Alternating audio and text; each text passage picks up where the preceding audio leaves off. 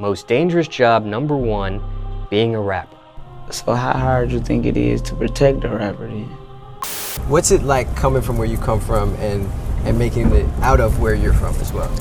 I mean, it's really like, you know what I'm saying? Really diverse, really back and forth as far as people getting killed, going to jail. A lot of that going on. You know, for me, you know, I had just came home. That's how I started rapping in jail. Now, if you guys don't know, 42 Dugg was taken into custody. You know why? He was on the run for the feds, okay? Police claim he utilized a bunch of methods to evade arrest. And by the way, evading arrest because he was supposed to turn, if you don't know, he was supposed to turn himself in for a 6-month sentence at a prison camp. That's like the little, like, low security prison. He was supposed to go to a prison camp for 6 months for some gun violation, okay? Instead, never showed up and basically was on the run. Hey, yo, squad, what's the drill? Back with another video, man.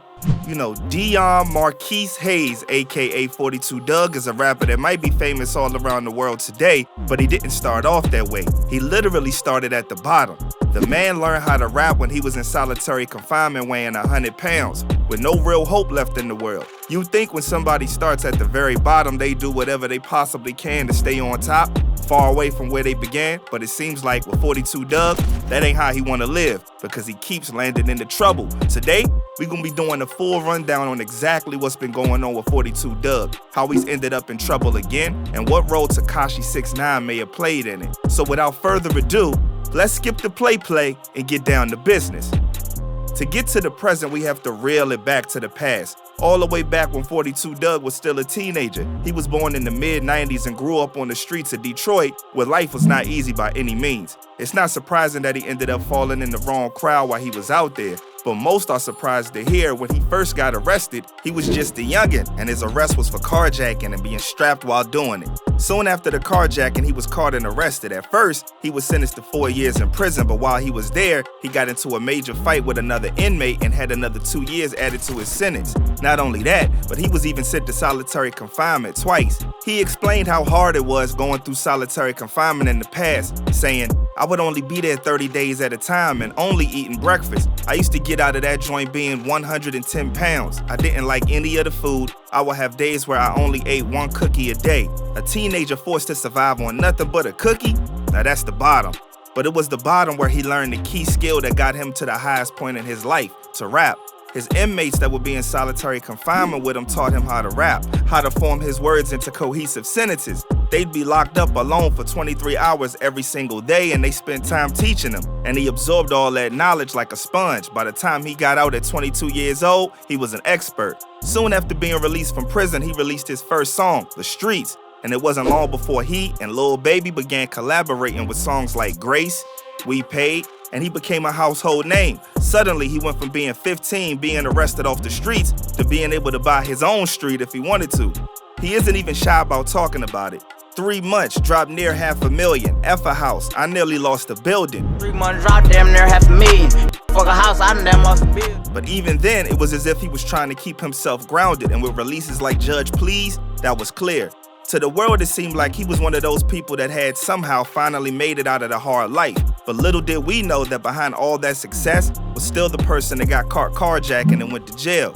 It started off with little things at first. On June 5th, 2020, a 2020 Chevy Tahoe in Oakland ran a stop sign, and when the police tried to pull the car over, the driver sped and managed to get away. It took them 2 months to track it back to 42 Dugg, who had rented the car and was driving. On August 2nd, he was sent to Oakland County Jail on a 3rd-degree felony charge for fleeing a police officer. However, this time he went to jail, he wasn't the young Dion Marquise Hayes that he was the first time. He was 42 Dugg, the man who was able to pay millions if he had to get right back out to the streets. Within the next 2 days, he posted a $20,000 bond and got out, although he had to agree to wear an ankle monitor as a part of the release deal. In November, he released a song called Free Me, where he was pretty much pleading his own case and asking to be freed from house arrest. In late 2020, he was allowed to leave his home without the tracker, and well, it seemed as if he went right back into trouble. As a part of his release from the carjacking case, which involved a firearm, he wasn't supposed to carry any firearms at least until the end of his probation. But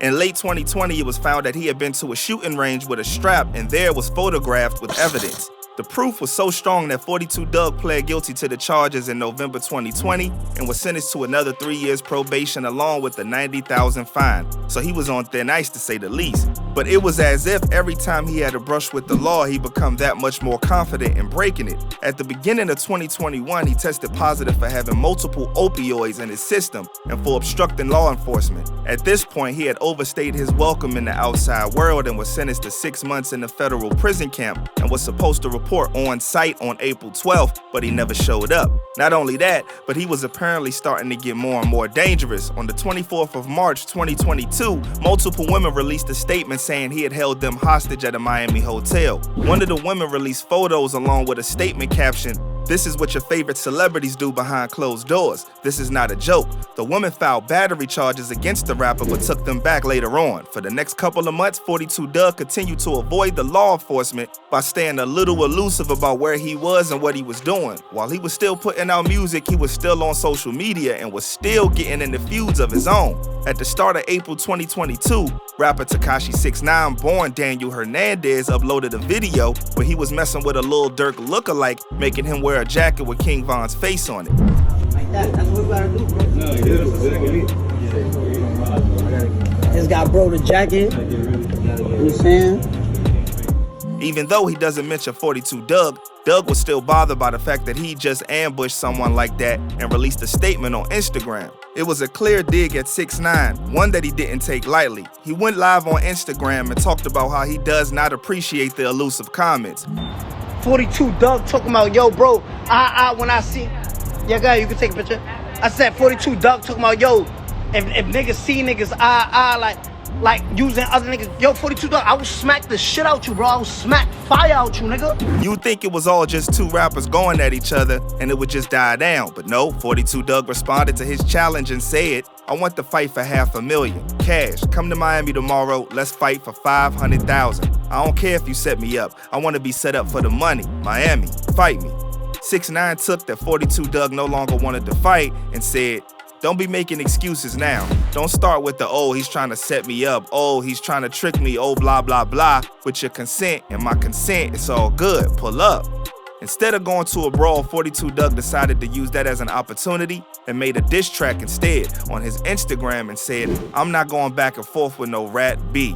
Just as things were starting to get super heated, the law enforcement agencies noticed the sudden online beef and got involved. By this point, 42 Dugg already missed reporting to the prison camp for over 6 months, so they began pinging his phone on the 28th of April and found that he was suddenly in Memphis. However, no flights had his name on the manifesto, not even the private ones. But using geo-tracking, they narrowed it down to a specific plane and found 42 Dugg on board. They detained him and put his phone on the table, but the pilot of the plane swiped the phone and tried to escape with it, only to be caught a few minutes later.